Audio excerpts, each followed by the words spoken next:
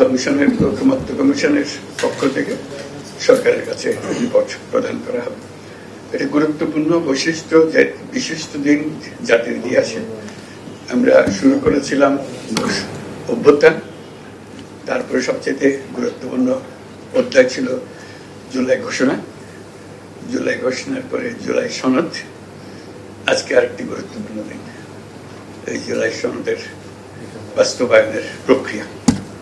এটা খুব গুরুত্বপূর্ণ একটা বিষয়। আমরা এটা ঐতিহাসিক পরিবর্তন। এটার আজকে যেটা আমাদের হাতে দেবে কমিশন, সেটা তাদের বাস্তবায়নের প্রক্রিয়াটা যদি আমরা সঠিকভাবে পালন করতে পারি, কাজ এগিয়ে নিয়ে যেতে পারি, তাহলে বাংলাদেশ অতীত থেকে মুক্ত হয়ে যাবে।